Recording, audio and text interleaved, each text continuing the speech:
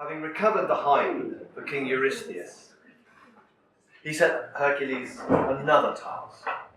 And as he'd done so well in capturing Artemis's hind alive, he set him another task to go and fight and do battle with another monster, but this time not to kill it, but to bring it back alive. There was, on a mountainside, a huge boar. Now, if you've never seen a pig up close, they are huge. They are big animals. They are big and they are strong. More so the wild animals, the wild boar. And this was a particularly large boar.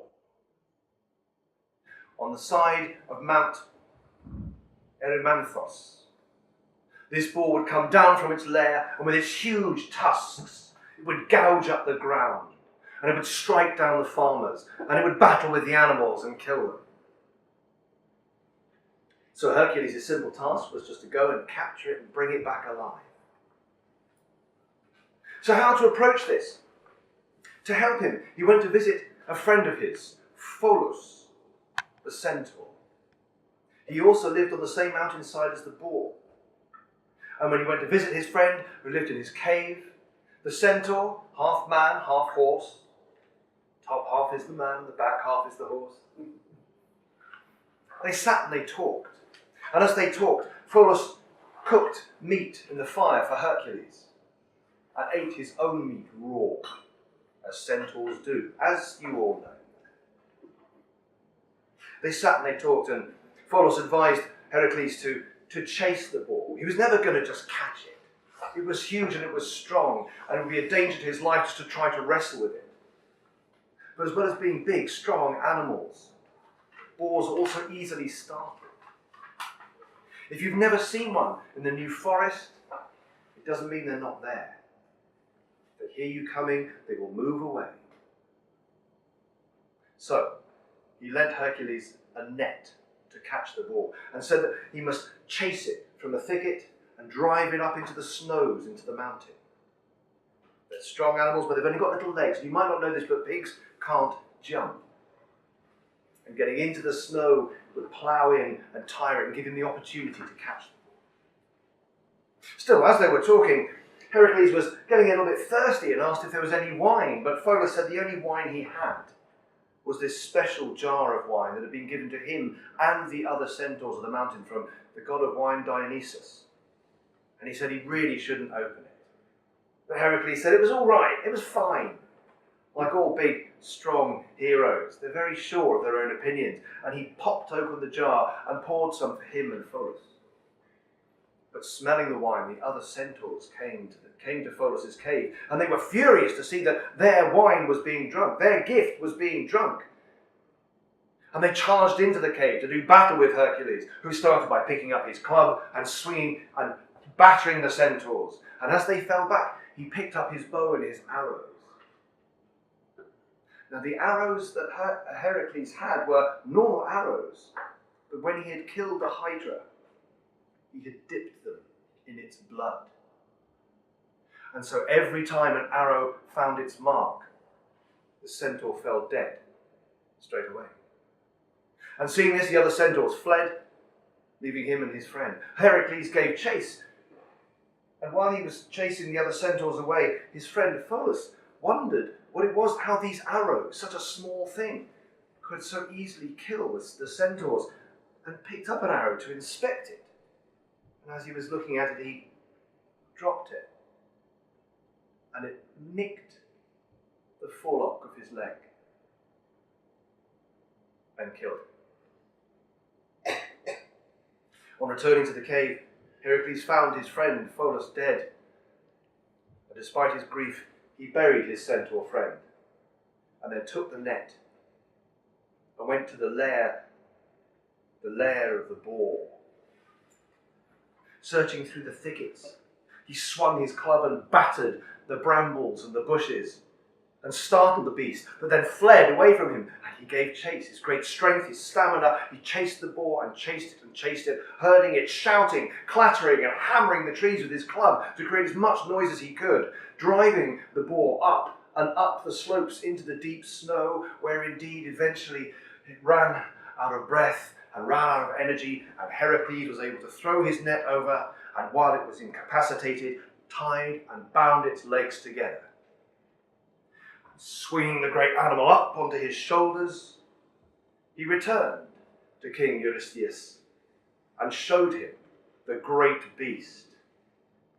But it was so huge and so powerful, made such a noise, a great noise. Again.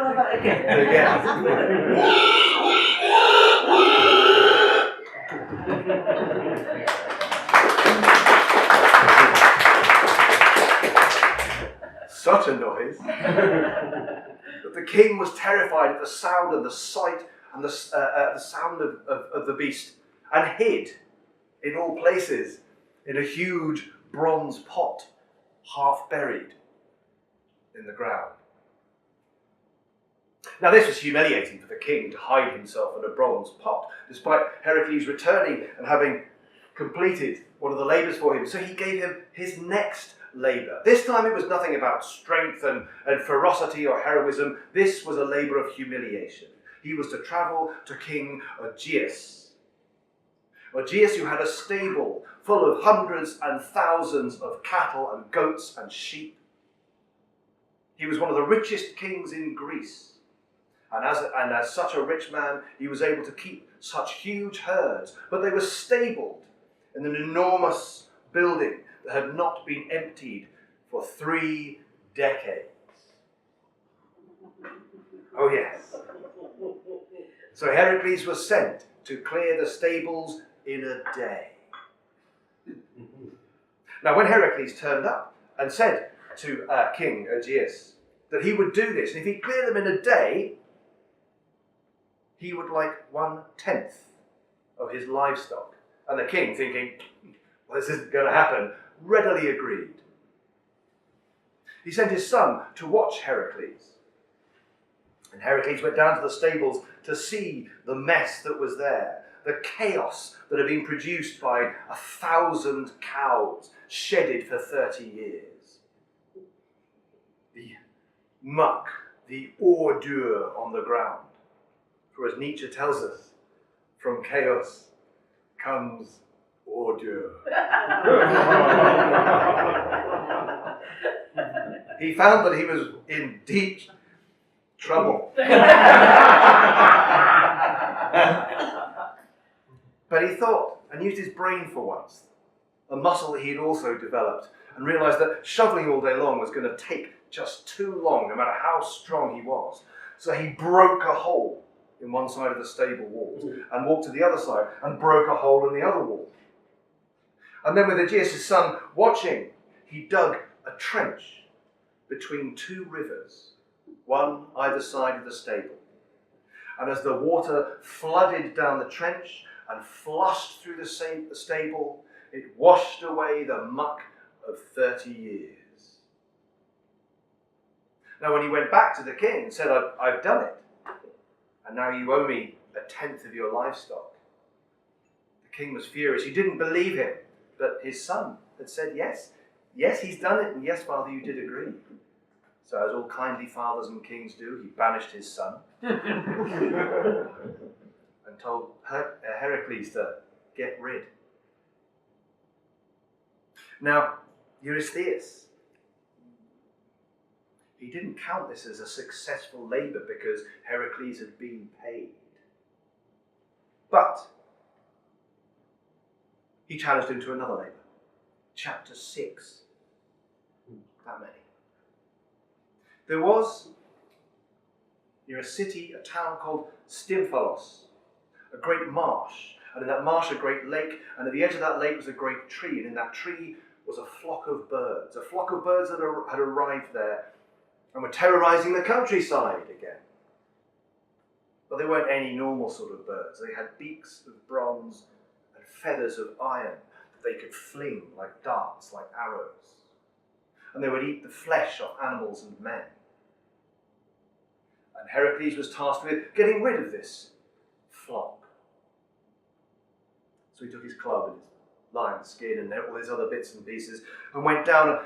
But as he went through the woods and approached the lake, he could see the birds in the distance, but the marsh was too wet to take his weight. Unable to get any closer, he didn't know what to do. And as he was standing there thinking, waiting, Athena yet again came to his assistance. Now, if you don't know what a crota is, I will tell you. It is a type of rattle, a type of castanet. A traditional ancient Greek instrument, two pieces of wood clattered together to make a rhythmic percussive sound. But these weren't ordinary crotala. These have been provided by Athena and made by Hephaestus, the god of the forge. And as he played and clacked and clattered these crotala together, the birds in alarm took flight and the whole flock took off.